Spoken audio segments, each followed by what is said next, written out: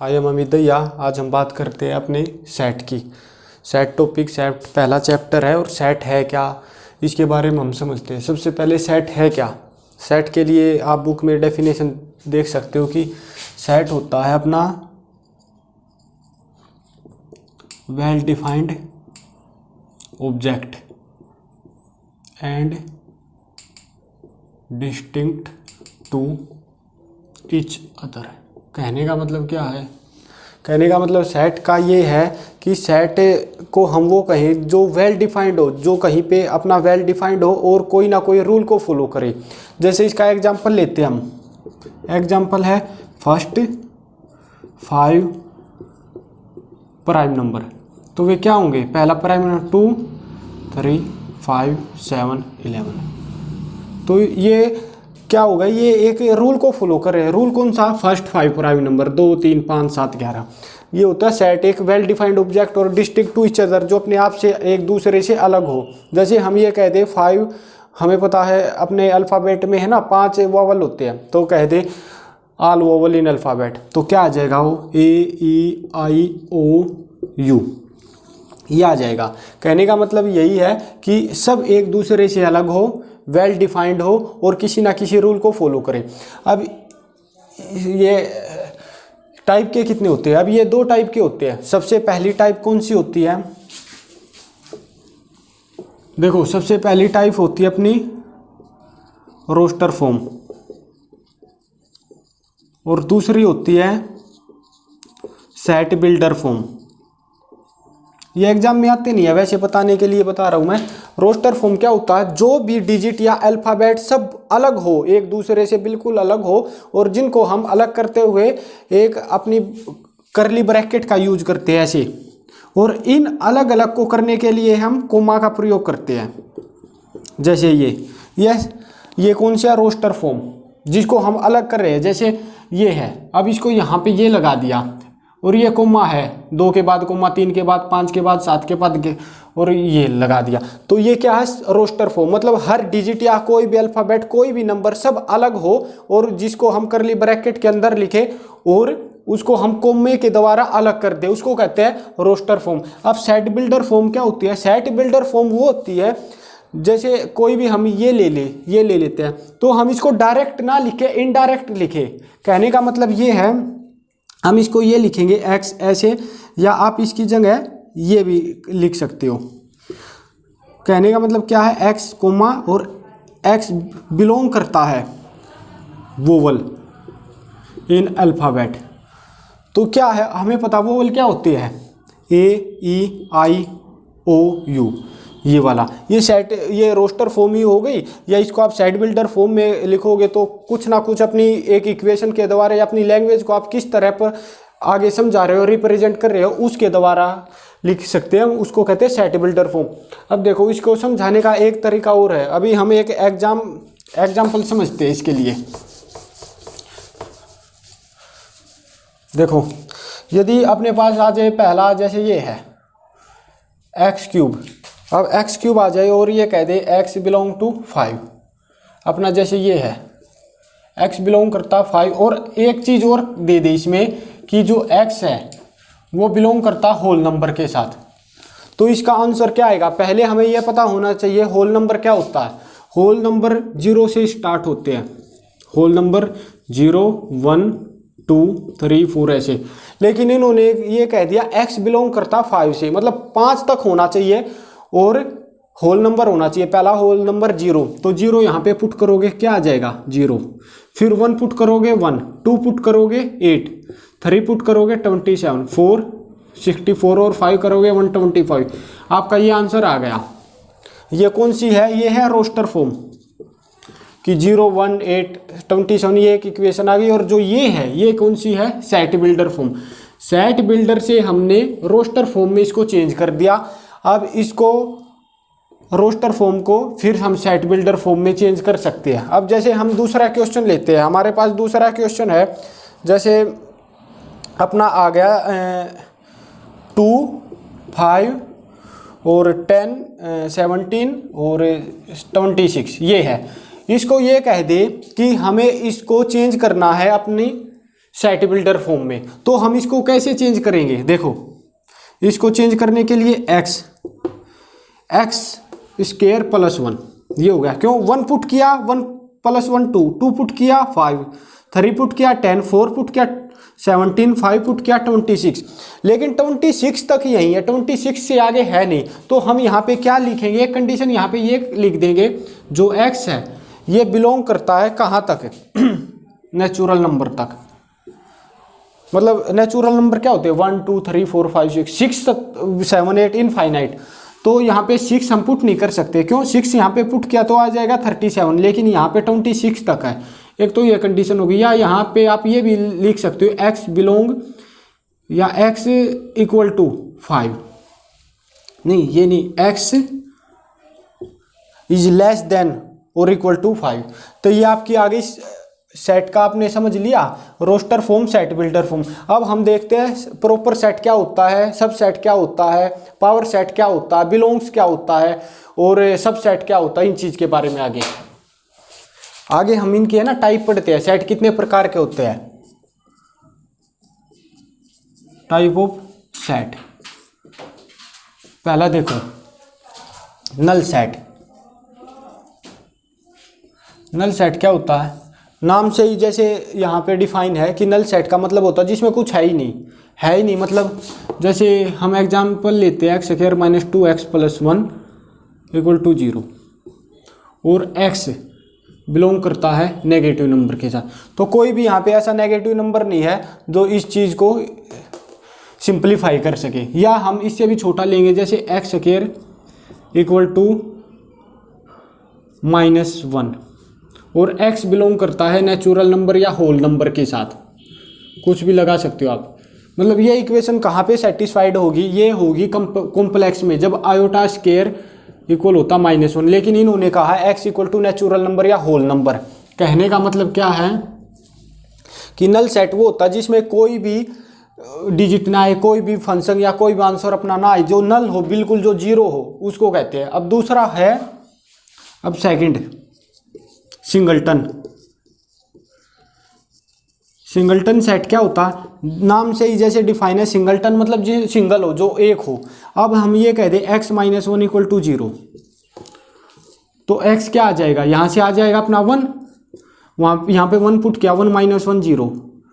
या हम ये कह दें x - 2 = 0, तो x क्या आ जाएगा 2। तो ये हो गया सिंगलटन। अब थर्ड क्या है,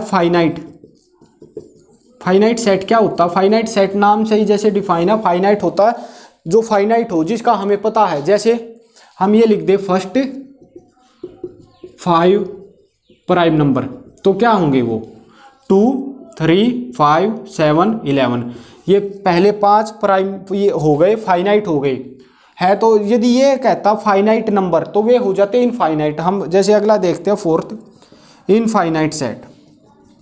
इनफाइनाइट क्या होते हैं, इनफाइनाइट सेट होते हैं जो हम गिन ही नहीं सकते, जो इनफाइनाइट है। मतलब जैसे हम इसमें एग्जांपल लेते हैं नंबर ऑफ नेचुरल नंबर। क्या होते हैं नेचुरल नंबर, जो शुरू होते हैं 1 2 3 और इनफाइनाइट तक चलते रहते हैं, जिनका हमें पता ही नहीं होता, वे होते हैं इनफाइनाइट। फाइनाइट जिसका हमें पता है, जैसे हम ये कह दें वावल इन अल्फ़ाबेट, तो हमें पता 5 है, AEIOU। सिंगलटन जो सिंगल हो, जिसमें सेट में केवल एक आए, उसको कहते हैं सिंगलटन। और नल सेट जिसका आंसर ही नहीं हो, जो हम उसको डिफाइन करें या उसका उत्तर निकाले वो निकले ही नहीं, कुछ ऐसी कंडीशन जो कुछ भी पुट करे वो कंडीशन सेटिस्फाइड हो ही नहीं सकती और उसमें कुछ भी ना आ जाए, इसका ये होता है। मतलब ये करली ब्रैकेट होती है, इसके अंदर कुछ भी नहीं होता, मतलब ये नल सेट है, बिल्कुल फाइनाइट सेट है। हम आगे देखते हैं। अब अगला क्वेश्चन देखो भाई, अब इक्वल सेट क्या होते हैं, इक्वल सेट और एक होता है इक्विवेलेंट सेट। इक्वल सेट ये होते हैं कि जैसे every element of A in B and every element of B is in A. कहने का मतलब क्या, ए है, जैसे हम लिख लेते हैं मास MASS और बी में लिख लेते हैं सैम SAM। तो इन्होंने ये नहीं पूछा है कि नंबर ऑफ कितने इसमें डिजिट है, कितने मतलब इसमें नंबर है और वो नंबर सेम। इसमें क्या है, every element of A, element of A M A S S, M इसमें है, ए इसमें है, एस इसमें है, एस इसमें है। Every element of A is in every element of B and every element of B, S A M, S यहाँ पे है, ए यहाँ पे है, एम यहाँ पे। Every element of B is in element of ए।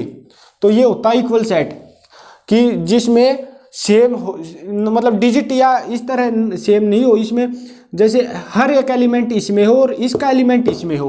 ये फिर कुछ भी हो सकता है, या जैसे इसमें ट्रिपल एस या डबल एम हो सकता है, कोई उससे हम वो नहीं देखेंगे। अभी इक्विवेलेंट सेट है, इसमें क्या होगा, इक्विवेलेंट सेट के लिए कार्डिनल नंबर होते हैं ना, जो कार्डिनलिटी सेम होनी चाहिए अपनी। कहने का मतलब क्या है, जैसे ए है, इसमें क्या है, हम लिखेंगे 1 2 3 4। अब बी ले लिया, बी में लेंगे ए बी सी और डी। ए इसमें ले लिया हमने, बी इसमें ले लिया, तो कार्डिनलिटी मतलब नंबर ऑफ एलिमेंट सेम है। इसमें नंबर ऑफ एलिमेंट कितने हैं, 1 2 3 4, इसमें है 4। इसमें बी में कितने नंबर ऑफ एलिमेंट है, 1 2 3 4, तो इसमें भी 4 है। तो 4 = 4 मतलब इक्विवेलेंट सेट। इक्वल सेट में तो एलिमेंट सेम होनी चाहिए, इक्विवेलेंट सेट में कार्डिनल नंबर सेम होने चाहिए, मतलब उनकी गिनती सेम होनी चाहिए कि ए और बी में दोनों में सेम है। या इसमें जैसे आ जाए अल्फा बीटा गामा और साई, तो ये भी 4 है, ये सी आ जाए, तो ये इक्विवेलेंट सेट है, इसमें 4 4 4 है। तो नंबर ऑफ डिजिट यदि सेम आ जाए तो इक्विवेलेंट, और नंबर ऑफ एलिमेंट सेम आ जाए तो इक्वल सेट। ठीक है, अब हम देखते हैं सुपर सेट, सब सेट, प्रॉपर सेट। देखो जैसे नाम से डिफाइन है, सुपर सेट मतलब बहुत बड़ा सेट, सब सेट उसके अंदर का सेट। देखो जैसे अपने पास है ए 1 2 3, अब ले लिया एक बी 1 2 3 4, तो every element of A is in element of B. A के सभी एलिमेंट बी के एलिमेंट में होने चाहिए। तो हम इसको देखो, ए ये बी, ये लिखो चाहे ना, इसकी कोई प्रॉब्लम, मतलब ये तो हो गया आपका सबसेट। सबसेट का मतलब ये साइन होता है, ठीक है। और ए इसके अंदर 1 2 3 ए है, और बी आ गया अपना सुपर सेट, ये आ गया सुपर सेट, इसमें 1 2 3 4 है, ये सभी है। तो ए में क्या है, 1 2 3 1 2 3 इसमें है ये, तो ये अपना सब सेट, और ये आ गया सुपर सेट। और जब प्रॉपर सेट की बात हो, प्रॉपर सेट में ये हो कि if every element of A is in B, but यहाँ पे एक कंडीशन आ गई, ए इक्वल नॉट बी के, तो वो होगा प्रॉपर सेट। मैं एक एग्जांपल के द्वारा इसको बताता हूँ। देखो अब जैसे ए = 1 2 3, अब इसमें सब सेट क्या होंगे और प्रॉपर सेट बताने हैं इसमें। तो जब भी सेट हो उसमें फाई तो एक होता ही अपना। देखो सब सेट है, इसमें 1, फिर 1 आ गया, फिर 2 आ गया, फिर 3 आ गया, फिर 2 2 लेंगे हम, 1 2 2 3 1 3, और अब तीनों लेंगे 1 2 3। ये कितने हो गए, 1 2 3 4 5 6 7 8, ये आ गए 8। लेकिन प्रॉपर सेट में पता क्या होगा, ये बिल्कुल सेम होंगे, ये भी सेम, ये हर एक सेम होगा। लेकिन यहाँ पे जो ये 1 2 3 है ना, ये नहीं होगा, ये आपका एक्सक्लूड हो जाएगा। क्यों? क्योंकि मैं पिछली बार मैंने क्या कहा था, ए इक्वल नॉट बी के। यदि ए और बी ये दोनों सेम आ जाए तो सब सेट और प्रॉपर सेट में कोई भी डिफरेंस होगा ही नहीं। तो इसमें जो ये कंप्लीट है, ये कंप्लीट वाला, ये प्रॉपर सेट में नहीं होगा, ये एक्सक्लूड हो जाएगा। यदि इसका फॉर्मूले की भी हम बात करते हैं कि प्रॉपर सेट निकालने का फॉर्मूला क्या होता, 2n - 1, 2n - 1, मतलब ये कंप्लीट -1, उसमें से ये 1 2 3 हम इसको माइनस या हटा देंगे, एक्सक्लूड कर देंगे। ये आपका फॉर्मूला होता है प्रॉपर सेट का, ठीक है। अगला देखो भाई, कंसेप्ट हम पढ़ते हैं, concept of belongs to and subset. ठीक है, अब हम है ना एक एग्जांपल लेते हैं। एग्जांपल क्या लेंगे, सबसेट का होता है ये वाला साइन और बिलोंग्स टू होता है ये। जैसे हमने लिया a इक्वल टू 1 2 3 4 5। अब हमें ये बताना है कि बिलोंग्स टू क्या होगा, सबसेट क्या होगा। देखो बिलोंग्स टू में क्या होगा, यहां से उठाया 1, ये बिलोंग्स करेगा। जो भी यहां पे उठा रहे हो ना, सेम टू सेम लिख दो, वो करेगा 1। अब हमने यहाँ पे उठाया 2, ये बिलोंग करेगा। अब यहाँ पे हमने 3 उठाया, ये बिलोंग करेगा नहीं करेगा, क्यों 3 इस फॉर्म में नहीं है, करली वाली में है। यदि आप नीचे देखो ये लिखोगे ना तब बिलोंग करेगा। मतलब यहाँ से सेम टू सेम जो इसका इमेज है, जो इसकी फिगर बनी हुई है, सेम टू सेम उठानी है, वो बिलोंग करेगा। अब जैसे 4 है, आप 4 को ऐसे लिखोगे तो ये बिलोंग करेगा नहीं करेगा, 4 ऐसे है ही नहीं, इसको छोड़ दो 1 मिनट के लिए। बिलोंग में जो इसके अंदर है ना, करली ब्रैकेट के अंदर जो है वो सेम टू सेम हम लिखेंगे तो सेम टू सेम आएगा। 4 है तो 4 ऐसे होएगा, 5 है तो 5 1। ये तो आ गया अपना बिलोंग टू। अब देखो सब सेट क्या होगा, सब सेट में जो भी आप एक चीज उठाओगे उसको करली ब्रैकेट के अंदर जोड़ना है। मतलब 1 है, 1 उठाया, इसको करली ब्रैकेट में लिखा, तो ये सब सेट है ए का। यदि आप इस एक को सेम लिखोगे ऐसे का ऐसा, तो ये बिलोंग्स है। ठीक है, अब देखो 2 है, ये सबसेट। अब हमने लिया 3 यहां का सेम उठाया, ये उठाया, और करली ब्रैकेट हमें अपनी तरफ से लगानी होगी, तब जाके वो सबसेट होगा, वरना सेम टू सेम उठाओगे तो आप बिलोंग्स टू होगा। 3 उठाया, 3 सेम टू सेम उठाया, लेकिन यहाँ पे करली ब्रैकेट हमने लगा दी तो ये होगा सबसेट। अब 4 उठाया, सेम उठाया था लेकिन करली यदि हमने अपनी तरफ से लगा दी तो ये होगा सबसेट। ऐसे ही 5 का तो। और हाँ एक चीज और याद रखना यदि 5 आ जाए 5, तो 5 क्या है, 5 बिलोंग करेगा ए से नहीं करेगा। 5 यहाँ पे सबसेट है। 5 सबसेट क्या होता है, यदि ए के अंदर कुछ है, अब 5 है, 5 इसमें है बिल्कुल, यदि ये 5 की जगह आपको ये दे दे तो ये भी ए करेगा। इसका मतलब भी खाली है और करली के अंदर कुछ भी नहीं है, इसका भी नल सेट है, मतलब 5 है, बिल्कुल कुछ भी नहीं है। ठीक है, अगला क्वेश्चन जैसे हम ये बताते हैं कि total number of non empty set बताने हैं। Total number of non empty set ए 1 2 3 4 ये है। जैसे इसमें हमें क्या करना पड़ेगा, इसमें हमें नॉन एम्प्टी, ये सेट नहीं, ये सब सेट है, सब सेट बताने हैं। तो कितने नॉन एम्प्टी सब सेट होंगे। पहली बात तो सब सेट का क्या फॉर्मूला होता है, सब सेट का फॉर्मूला होता है 2 की पावर n। प्रॉपर सेट का क्या होता है 2 की पावर n माइनस 1। ठीक है, अब देखो सब सेट, इसमें टोटल सब सेट कितने हैं, 2 की पावर 4, 2 की पावर 1 2 3 4 4, ये आ गए 16। और इसमें प्रॉपर सेट कितने हैं, 2 की पावर 4 माइनस 1, 2 की पावर 4 माइनस 1, ये कितने आ गए 15। लेकिन यहाँ पे इन्होंने ये पूछा नॉन एम्प्टी सब सेट, मतलब कोई भी खाली नहीं होना चाहिए, हर कोई भरा हुआ होना चाहिए। तो इसमें होता है, तो इसमें 5 तो एक कंपल्सरी आता ही है, उस 5 को हमें यहाँ से हटाना है। इन्होंने पूछा total number of non empty subset, total number of subset कितना 16। अब नॉन एम्प्टी सबसेट 16 माइनस 1, ये माइनस 1 कब हटाया, कौन सा हटाया, ये 5 वाला हटाया।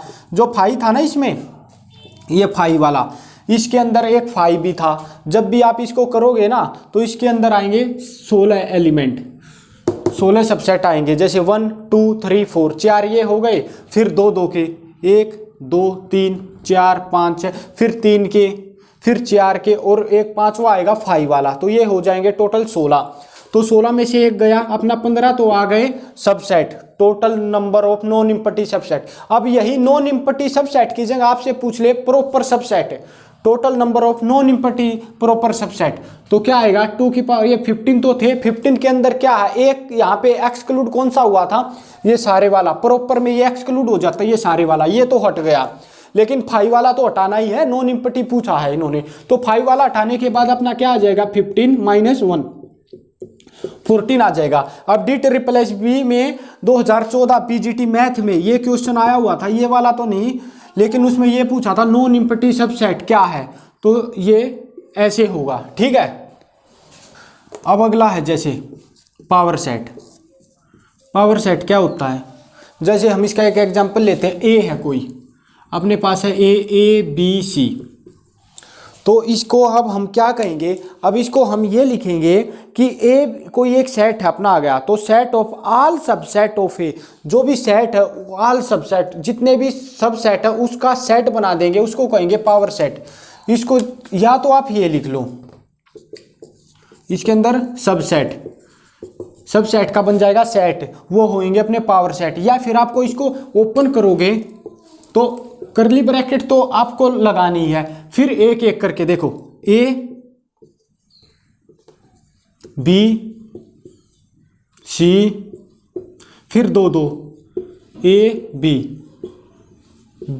सी, ए सी, और एक अपना कौन सा बच गया 5 वाला, 5, या तो 5 ऐसे लिखो, ऐसे नहीं लिखना तो ये लिखो, मतलब इसके अंदर कोई भी एलिमेंट नहीं है, नल है, बिल्कुल 5 है। तो कितने हो गए 1 2 3 4 5 6 7 8, एक बच गया अपना तीनों वाला ए बी सी, ये तीनों वाला आ गया, तो ये 8 हो गई। मतलब जितने भी ये सब सेट है, सब सेट मैंने बताई थी ना कि करली ब्रैकेट में लिखेंगे, बिलोंग्स टू क्या होता है, यहाँ से बिल्कुल उठा दो, ए है, ए उठा, ये बिलोंग करेगा ए से, बी को उठाओगे ये बिलोंग करेगा ए से, सी को उठाओगे ये बिलोंग करेगा ए से। लेकिन यदि यहीं पे हमें सबसेट बताना हो तो अपनी तरफ से हम करली ब्रैकेट लाएंगे और जो इसके अंदर है वो लिखेंगे, जैसे ए, ये ए, अब बी ए, और सी सबसेट होगा ए का। मतलब यहाँ पे बिल्कुल सेम टू सेम लिखो, और करली ब्रैकेट यदि अपनी तरफ से लगाई है तो वो होगा सबसेट, और सेम टू सेम आपने लिखा है तो होगा बिलोंग्स टू। अब यहाँ पे हमने देखो ब्रैकेट, करली ब्रैकेट बाहर लगा दी, अब इसके अंदर करली ए, करली बी, करली सी लगाई है, तो ये क्या होगा, ये होगा सबसेट, ये हो गई पावर सेट। अब हम इसका एक एग्जांपल देखते हैं, अगला क्वेश्चन देखते हैं पावर सेट पे। जैसे अपने पास क्वेश्चन आ जाए, number of subset of power set of A, और ए क्या है अपना, ए है A B C, A B C यहाँ पे है। ध्यान से देखो, अब इन्होंने क्या कहा, नंबर ऑफ सबसेट बताने हो, पावर सेट दो है यहाँ पे टर्म, ध्यान से देखना है, एक तो सबसेट है, एक है पावर सेट। तो सबसेट का क्या फॉर्मूला होता, 2 की पावर n, 2 की पावर n होता। अब पावर सेट निकालने 3 है, 3 के पावर सेट कितने निकलेंगे, हमने पिछले क्वेश्चन में किया था 2 की पावर n, मतलब यहां से कितने निकलेंगे अपने 2 की पावर n। पहले हम निकालते हैं पावर सेट, ये आ गए अपने पावर सेट 2 की पावर n, मतलब 2 की पावर n, n क्या है, कितने डिजिट है ये 1 2 3, 3 एलिमेंट है, तो 2 की पावर 3, 8 आ गया। 8 क्या आई है, अपने पावर सेट आई है, कि इतने अपने पावर सेट है। पावर सेट क्या होता है, सेट ऑफ सबसेट, जितने भी सबसेट हम उसका एक सेट बना देंगे, करली के अंदर लिख देंगे, उसको क्या कहेंगे पावर सेट। अब आ गए 8, ये आ गए पावर सेट, लेकिन बताना क्या है subset, subset of power set, मतलब सबसेट क्या होंगे, सबसेट का क्या फॉर्मूला होता अपना, सबसेट का होता 2 की पावर n। अब n क्या है, n यहाँ पे 8 निकाले हैं, तो 2 की पावर 8 ये क्या होंगे सबसेट। इसमें दो क्वेश्चन दिए हुए हैं, क्वेश्चन एक है number of subset of power set, कई तो ये लिखेंगे 2 की पावर 3 8 आ गया आंसर, या डायरेक्ट यही आएगा, लेकिन ये नहीं लिखना, आपको ये देखना पूछा क्या, number of subset of power set. तो पहले तो पावर सेट निकालो आप, पावर सेट ऑफ ए कितने होंगे, ये है ए बी सी 3 है, तो 2 की पावर n, पावर सेट के लिए 2 की पावर n 8 आ गए। अब सब सेट निकालनी है, सब सेट के लिए आप क्या करोगे 2 की पावर n, अब n है जो ये 3 नहीं है, अब सब सेट बताने 2 की पावर n, मतलब n है पावर सेट, अब पावर सेट कितनी है 8, तो हमें इसलिए ये करना पड़ेगा, ये नहीं है, मतलब n of P A number of power set ये आ गया, और पावर सेट की सब सेट 2 की पावर n 2 की पावर 8 ये आ गए सब सेट, ठीक है। अगले क्वेश्चन देखो, लेट ए इक्वल टू करली के अंदर है 1 2 करली 3 4 करली बंद 5 और करली ये, तो यहाँ पे हमें बिलोंग्स और सबसेट का हमने कंसेप्ट पढ़ लिया। आपके लिए क्वेश्चन है कि ए दे दिया इन्होंने ये, तो ऑप्शन नंबर ए करली के अंदर 3 4 सबसेट होगा ए का, या दूसरे वाला 3 4 करली के अंदर बिलोंग्स करेगा ए से, या करली के अंदर फिर करली 3 4 करली 1 सबसेट है ए का, या 1 2 3 करली के अंदर है और सबसेट होगा ए का। इनमें से कौन सा ठीक है और कौन सा गलत है ये आपको बतानी है। दूसरा क्वेश्चन ये है, if A is a null set, यहाँ पे दे दिया ए एक नल सेट है and B equal to power set है, power set of power set of power set A, then P क्या है, पी ऑफ ए है पावर सेट। तो हमें ये बताना है इनमें से कौन सा ठीक होगा। 4 ऑप्शन है, पहला करली सबसेट होगा बी का, या करली के अंदर फिर करली सबसेट होगा बी का, या करली के अंदर फिर करली बिलोंग्स करेगा बी से, या फाई बिलोंग्स करेगा बी से। ये आपको बतानी है, कितने नंबर होंगे ये आपका क्वेश्चन है। हम अपने अगले कंसेप्ट पे पहुंचते हैं, अगले देखते हैं भाई हम वेन डायग्राम। वेन डायग्राम क्या होता है आपने देखा होगा, यूनियन क्या होता है, इंटरसेक्शन होता है। फिर भी हम एक बार रिवाइज कर लेते हैं उसको। देखो सबसे पहले हमें इस चीज़ के ऊपर ही जाना पड़ेगा कि यूनियन क्या होगा। यूनियन होता है, इसके अंदर जैसे हमने डिनोट किया कि यूनियन है ये पूरा, मतलब जैसे आपकी फैमिली है वो कहे यूनियन क्या होगा, मतलब फैमिली में कितने मेंबर है सभी, चाहे वो कोई खेत में गया है या कोई जॉब पे गया है, कोई स्कूल में गया है या कोई आर्मी में गया है, वो यूनियन है। हर एक बंदा वो यूनियन का एक भाग है। यूनियन हो पूरा, उसके अंदर कौन कौन आपकी फैमिली के हर एक मेंबर को वहां पे गिना जाएगा। अब पहला है अपना यूनियन का मतलब क्या होता है, इस यूनिवर्सल इसके अंदर ये ए है, जैसे ये बी है, ये ए है, ये बी। तो यूनियन का मतलब क्या होगा, यूनियन का मतलब होगा ए और बी पूरी तरह कंप्लीट है।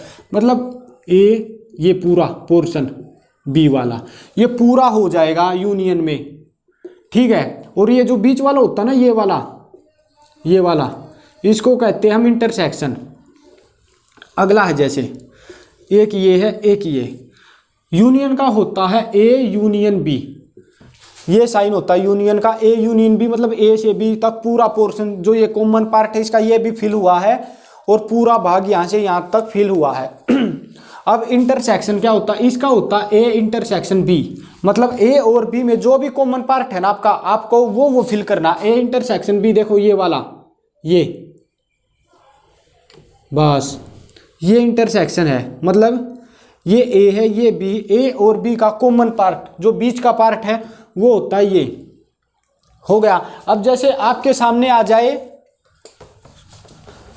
डिसजॉइंट क्या होगा, डिसजॉइंट के लिए हम वही अपना देखो, ये यूनिवर्सल है, इसके अंदर ए है, ये बी है, ये ना तो इनका कोई यूनियन बन रहा, ना इनका कोई इंटरसेक्शन या कॉमन पार्ट है, तो ये है डिसजॉइंट सेट,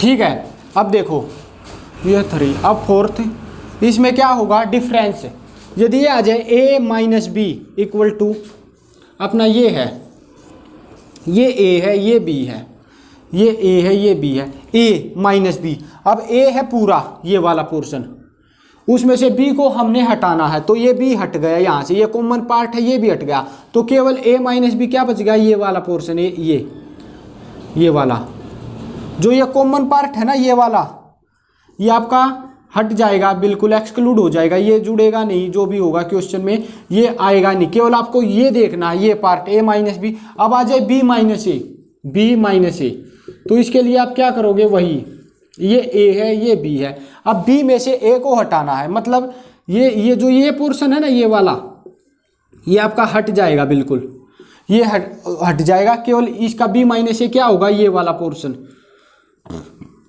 ये वाला। इसको हम कई तरीकों से लिख सकते हैं, जैसे ये है, इसको हम लिखेंगे A union B, A union B, ये सारा होगा ए यूनियन बी माइनस, अब क्या माइनस करें, केवल बी रह जाए, ए यहां पे आप कर लोगे केवल ए, तो क्या आ जाएगा ए यूनियन बी, ये सारा, उसमें से ए आप हटाओगे, ये पूरा हट गया, ठीक है। उसके भी यदि A union B minus A minus B आप करोगे और फिर उसमें से ये हटाओगे, ये भी हट जाएगा। तो आप है ना फॉर्मूलों को याद करने की बजाय फिगर को ध्यान से देखो है क्या ये चीज़। अब यदि ये आ जाए अपने पास, अब जैसे लास्ट में आ जाए कॉम्प्लीमेंट। कॉम्प्लीमेंट क्या होता है? कॉम्प्लीमेंट होता है जो चीज़ दी गई है हम उसका यदि कॉम्प्लीमेंट लगा दे तो वो बिल्कुल एक्सक्लूड हो जाएगा, वो बंदा हट जाएगा पूरी तरह। जैसे आपकी फैमिली है, उसमें कोई बच्चा है, उसको कह दे हम ये कॉम्प्लीमेंट है और हमें उस सबको है ना लड्डू बांटने हैं, तो लड्डू हम सबको देंगे, लेकिन जिसके ऊपर वो कॉम्प्लीमेंट लगा है ना वो हट जाएगा, उसको नहीं देंगे। कहने का मतलब ये है, जैसे देखो ये है ए, हम ये कह दे ए कॉम्प्लीमेंट। ए का कॉम्प्लीमेंट का मतलब यही है कि ये हट जाएगा। अब पूरा पोर्शन कौन सा रहेगा? ये वाला रहेगा, और ये जो ए वाला है, ये ए वाला, ये बिल्कुल एक्सक्लूड हो जाएगा, ये जुड़ेगा ही नहीं। ये जब न्यूमेरिकल पोर्शन आएंगे, आपका क्वेश्चन आएंगे, तो इन्हीं फिगर के द्वारा ही आपका सारा सॉल्यूशन होगा। ए कॉम्प्लीमेंट का मतलब है ए बिल्कुल हट जाएगा। हम एक दो क्वेश्चन देखते हैं, उसके बाद हम समझते हैं कि क्या होगा। एक अपना बच गया सिमेट्रिक ऑफ डायग्राम। तो इसमें क्या होगा देखो, पहली बात सिमेट्री कैसे लिखेगी ए और बी की। ए ये जो ट्रायंगल है ना इस तरह लिखते हैं, एक तो ये है लिखने का तरीका, एक दूसरा ये भी है, ए प्लस लिख के ऐसे लिख देते हैं, मतलब दोनों का सेम है। ए प्लस में लिख ले या ट्रायंगल में लिख ले, इसका मतलब है सिमेट्रिक है। वो क्या है, जैसे ए है ये बी है ये, तो हमसे कह दिया कि सिमेट्रिक बताओ ए और बी की। तो इसके लिए हम क्या करेंगे, इसका एक फॉर्मूला तो ये है A minus B union B minus A. अब इसको आप सोल्व करोगे, इसमें देखोगे ए माइनस बी हमने किया था, ए माइनस बी, तो मतलब क्या बच गया अपना ये वाला पोर्शन, ये ठीक है। और यूनियन बी माइनस ए, बी में से अब हम ए को हटाएंगे तो कौन सा पोर्शन बच जाएगा, ये वाला, ये वाला अपना बच जाएगा। तो ए माइनस बी यूनियन, अब इसको हम कैसे लिख सकते हैं, हम इसको ऐसे भी लिख सकते हैं ए यूनियन बी माइनस, अब ए यूनियन बी ये सारा हो गया पूरा, हम माइनस कर देंगे कॉमन वाला। यदि ये कॉमन वाला इंटरसेक्शन चला गया तो ए सिमेट्रिक भी बच जाएगी। तो इसमें कॉमन वाला कैसे आएगा, ए इंटरसेक्शन बी। इंटरसेक्शन क्या होता है, जो कॉमन पार्ट है, इस पूरे में से कॉमन पार्ट गया तो अपनी सिमेट्री ये बच गई। ये फॉर्मूला आप यहाँ पे पुट कर सकते हो। ये 2018 में ये क्वेश्चन भी आया हुआ था कि n of A plus B upon n of A, तो इसका formula n of A plus B. यदि ये फॉर्मूला आपको पता है तो इसके लिए केवल 20 से 25 सेकंड आपको लगेगी। 2 3 अगला क्वेश्चन देखो भाई, इन ए ग्रुप टोटल यहाँ पे 500 स्टूडेंट है और 475 बोलते हैं हिंदी, 200 बोलते हैं इंग्लिश। तो वे बताने हैं जो केवल हिंदी बोलते हैं। देखो वेन डायग्राम से ही बनाएंगे हम। ये पोर्शन है ये बोलता अपना हिंदी, जो ये पोर्शन ये बोलता है इंग्लिश। इन्होंने कहा है 475 हिंदी स्टूडेंट वे हिंदी बोलते हैं, 475 में इस इंग्लिश को हटाएंगे तो हिंदी वाला ये पोर्शन तो रहेगा, कॉमन वाला भी आएगा यहाँ पे ये, और इंग्लिश वाले में ये इंग्लिश का रहेगा, कॉमन वाला बीच में आएगा। और हमें बताना क्या है, total number who can speak Hindi only, जो केवल हिंदी बोलते हैं, इंग्लिश का उनके पास कोई नामो निशान ही नहीं, उनको इंग्लिश आती ही नहीं है। तो जो ये इंटरसेक्शन वाला पार्ट है अपना कॉमन वाला, जो इंग्लिश भी बोलता है, हम उसको हटा देंगे, ये वाला निकालना है केवल। तो इन्होंने क्या है 500 स्टूडेंट है पूरे, हमें बीच का नहीं पता, हमें कॉमन का नहीं पता, क्या हम मान लेंगे एक्स। तो जो 475 है ये बोलते हैं पूरी हिंदी, अब एक्स यहाँ पे आ गया तो 475 माइनस एक्स ये हो गया, केवल हिंदी बोलेंगे। इंग्लिश वाले कौन से हैं 200, ये पूरा पोर्शन ये वाला, और इसमें से 200 एक्स यहाँ पे आ गए, तो ये कितने बच गए 200 माइनस एक्स। और हमें पहली लाइन में ये दिया गया है कि हमारे पास 500 स्टूडेंट है, तो इसके लिए अब हम क्या करेंगे, इनको सभी को जोड़ेंगे और इक्वेट करेंगे 500 के साथ, क्योंकि हमें दिया गया कि सभी 500 बच्चे हैं। तो यहाँ से x की वैल्यू आ जाएगी और हिंदी निकालना, तो 475 में से हम x माइनस कर देंगे, केवल हिंदी आ जाएगी। तो कैसे आएगा 475 माइनस एक्स, ये लिख लिया, प्लस एक्स प्लस, अब ये लिखो 200 माइनस एक्स, अपना आ गया 500। तो देखो माइनस प्लस आउट, अब आ गया ये माइनस एक्स इस तरफ गया प्लस एक्स, और ये 475 प्लस 200 675 और जो ये 500 ये इस तरफ आएंगे -500। अपने पास x की वैल्यू आ गई 175।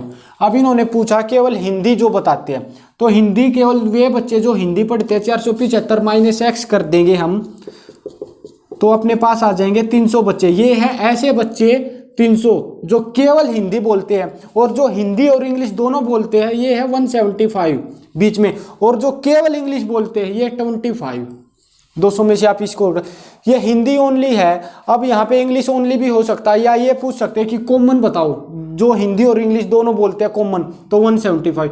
ये देखना होगा कि हमें क्वेश्चन में दिया क्या है, निकालना क्या है, कौन सा हम पाथ यूज कर रहे हैं कम से कम समय में, ये हो जाएगा। ठीक है, अगला क्वेश्चन देखो भाई, if A and B are two set such that n of A minus B 24 है, n of B minus A 19 है, तो n of A intersection B, मतलब कॉमन पार्ट आपको दे दिया, ए माइनस बी दे दिया, बी माइनस ए बताना, तो n of A intersection B हमें बताना। देखो ये है, अब ये है ए, ये है बी, इन्होंने कहा ए माइनस बी, ए इसमें से आपको आपने बी को हटा दिया, पूरी बी को हटा दिया, तो n of A minus B आ गया 24। N of B minus A, ये बी है, इसमें से इसे ए को हटा दिया पूरा, ये आ गया 19, और इंटरसेक्शन पार्ट आपका है 11। तो इन्होंने पूछा n of A union B, union B मतलब ए यूनियन बी क्या, ये पूरा पोर्शन ये वाला, तो क्या हो जाएगा 24 प्लस 11, 24 प्लस 11 प्लस 19 क्या आ जाएगा आपके पास 54। N of A minus B इन्होंने पूछा, यदि यहाँ पे ये n of A minus B की जगह ये दे दे ओनली ए, तो भी 24 है, क्योंकि ओनली ए में आपका ये आ जाएगा, कॉमन पार्ट हट जाएगा। यदि ओनली आ जाए ना, ओनली शब्द, तो केवल ए वाला जो प्रॉपर ए के है, जिसमें कॉमन पार्ट बी का कोई भी संगम नहीं है, कोई भी इनमें मिलावट है ही नहीं, बी वाली केवल ए का प्योर भाग। और यदि ओनली बी माइनस ए है, यदि आ जाए ओनली बी, तो केवल प्योर बी, इसमें कोई भी कॉमन पार्ट नहीं आएगा। और ए इंटरसेक्शन भी आपको पता, ए यूनियन भी आपसे यहाँ से निकल जाएगा। अगला क्वेश्चन देखो भाई, ये ई है, ई मतलब यूनिवर्सल है, ये सेडेड किया हुआ है, ए ये है, बी ये है, और जो ये पार्ट है ए का जो कॉमन पार्ट है ये भी सेडेड है। इन्होंने पूछा सेडेड एरिया हमें बताना है।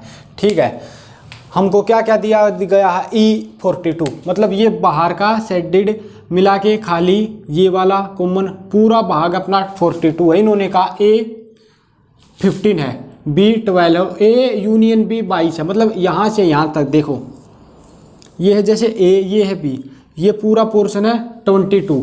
अब हमने मान लिया ये ए, इन्होंने ओनली ए देता तो ये इतना भाग आता 15, इन्होंने कहा ए 15 है, मतलब यहाँ से ये पूरा भाग अपना है 15 है, इसको मान लो x, तो ये आ गया 15 माइनस एक्स, और ये क्या आ गया 12 माइनस एक्स, क्योंकि जो कॉमन भाग हमने हटा दिया। जब हम इन तीनों को जोड़ेंगे अपना आना चाहिए 22, इनको जोड़ो, 15 minus x plus 12 minus x equal to 22।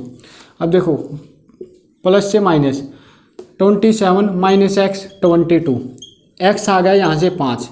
कहने का मतलब क्या है, एक्स जो ये है ये 5 है, ये पोर्शन जो ये है ना सेडेड, ये है 5। अब इन्होंने कहा सेडेड एरिया बताना, ये तो एक तो था सेडेड एरिया, ये एक इसके भाग वाला ये वाला। अब ये कितना होगा, ये टोटल है 42, अपना ये कॉमन पार्ट कितना आ गया था, ये आ गया अपना, इन्होंने दिया 22, तो 42 में से 22 आउट करो, ये आ गया 20, तो मतलब बाहर का पूरा एरिया कितना है, ये है 20, ये वाला पूरा एरिया। और अपना सेडेड एरिया जो ये वाला था कॉमन, ये भी 5 है, और ये सेडेड बाहर वाला 20 है। तो इन्होंने पूछा सेडेड एरिया पूरा बताना, तो 20, ये बाहर वाला तो 20 है, और ये बीच वाला +5, ये आ गया अपना 25। ठीक है, नल सेट का। अब यहाँ पे देख के नल सेट है तो ये भी नल सेट होगा, ये नहीं लिखना। पावर सेट क्या होता है, 2 की पावर n। ठीक है, अब प्रॉपर सेट क्या होता है, 2 की पावर n-1। सब सेट क्या होता है, 2 की पावर n। अब सब सेट हो पावर सेट होगा 2 की पावर n, मतलब यदि ये कह दे सब सेट ऑफ पावर सेट, तो पावर सेट क्या होता है 2 की पावर n, सब सेट क्या होता है 2 की पावर n, 2 की पावर n की फिर 2 की पावर 2n, ये आ जाएगा। अब इन्होंने पूछा पावर सेट बताना नल सेट का, पावर सेट 2 की पावर n। अब नल सेट है जैसे ये है या 5 मान लो, मतलब इसमें 0 है, कोई भी एलिमेंट नहीं है, तो 2 की पावर 0, 2 की पावर आप 0 लिखोगे क्या आएगा 1। तो 1 क्या है, सिंगलटन सेट, मतलब इसमें एक सेट तो आ गया ना 1, तो अपना उत्तर होगा ये वाला नहीं होगा, नल सेट वाला। ठीक है, अगला क्वेश्चन देखो भाई, 25% family have phone, 15% family have car and 65 family neither phone NOR car. ध्यान से देखना, जैसे ये है अपना वेन डायग्राम, ये बन गया, ये वाले है फोन वाले, ये है कार वाले। इन्होंने कहा है, ये अपना यूनिवर्सल सेट है, इन्होंने ये कहा है कि 25% फैमिली है उनके पास है फ़ोन, मतलब ये मिला के पूरा 25, और 15% फैमिली ऐसी है जिनके पास कार है, ये मिला के दोनों के मिला के 15। 65% है ना इधर फ़ोन, मतलब इन दोनों को छोड़ दें तो ये 65 ऐसे है जिसके पास न तो फ़ोन है न कार है, ये ऊपर वाले। अब ये पोर्शन कितना बच गया, ये पूरा यूनियन मिलाएंगे तो ये हो गया 35 पूरा। अब इन्होंने ये कहा है कि 25% के पास फ़ोन है, 15% के पास कार है, और है ना इन्होंने एक कंडीशन और दे दी यहाँ पे कि 2000 फैमिली ऐसी है जिसके पास बहुत कार और फ़ोन है। जो ये कॉमन भाग है ना, इन दोनों के पास फ़ोन भी है कार भी है, तो हम इसको मानेंगे जैसे x, और ये 25% फैमिली है इसके पास है फ़ोन, ये टोटल है 25, x हमने निकाल दिया तो बच गया कितना 25 माइनस एक्स, ये है टोटल 15 कार वाले, x यहाँ पे डाल दिया तो 15 माइनस एक्स। अब हम इन तीनों को ऐड करेंगे, क्या आएगा 25 minus x plus 15 minus x equal to 35। तो देखो माइनस से माइनस 25 प्लस 15 कितना 40 माइनस एक्स इक्वल 35, एक्स आ गया अपना 5। कहने का मतलब है ये है 5% बंदे ऐसे हैं जिनके पास फ़ोन भी है कार भी है। यदि ओनली फ़ोन पूछे कि ओनली फ़ोन कितने के पास है 25 माइनस 5, ये है 20% ऐसे बंदे हैं जिनके पास फ़ोन है, और कार कितने हैं, केवल car 15 minus x 10, 20 plus 10 30 plus 5 35, ये आ गया 35, और 65 यहाँ पे है जिनके पास न फ़ोन है न कार है। इन्होंने कह दिया 2000 फैमिली ऐसी है जिनके पास बहुत है, फ़ोन भी है कार भी है, तो कॉमन वाला कितना भागता 5%। इन्होंने कहा 5% इक्वल है 2000 के, क्योंकि 2000 के पास दोनों है, तो 1% किसके बराबर होगा 2000/5, 400। ये 400 बंदे ऐसे हैं, मतलब 1% इक्वल टू 400 आ जाएगा, 400 बंदे। अब यदि ये पूछ ले कि वे बताओ जिसके पास न फ़ोन है न कार, वे कितने ऐसे व्यक्ति हैं, तो 65 × 400 आपका आंसर आ जाएगा। यदि आपको ये पूछे कि वे बताओ जिसके पास केवल फ़ोन है, केवल फ़ोन वाले हैं 20 माइनस 400 8000 हो जाएंगे। और यदि कार वाले पूछ ले जिसके पास केवल कार है 10% × 400 4000। यदि कॉमन वाले पूछ ले तो ये कॉमन वाले है ही, तो कुछ भी पूछ ले, अपना वेन डायग्राम अपना बेसिक अच्छा रखो, कुछ भी पूछ ले, कोई भी क्वेश्चन कहीं पे भी घुमा फिरा के इससे बाहर आएगा नहीं इस वेन डायग्राम। ठीक है, अगला क्वेश्चन देखो भाई, ए और बी दो सेट है, तो A intersection of A union B का कॉम्प्लीमेंट क्या होगा। सबसे पहले हमें ये बनाना है, बनाया, ए और बी दिया हुआ है, ये ए है ये बी है। इन्होंने कहा A union B, A union B कितना, ये सारा ये वाला, और इसका कॉम्प्लीमेंट क्या होगा, इसका कॉम्प्लीमेंट होगा ए और बी है ही नहीं, एक्सक्लूड हो गई, इसका कॉम्प्लीमेंट होगा ये जितना ये शेडेड एरिया है ना, ये सारा बचा हुआ ये वाला, ये ए यूनियन बी, इसका कॉम्प्लीमेंट होगा जो ये ब्लैक है ये वाला सारा।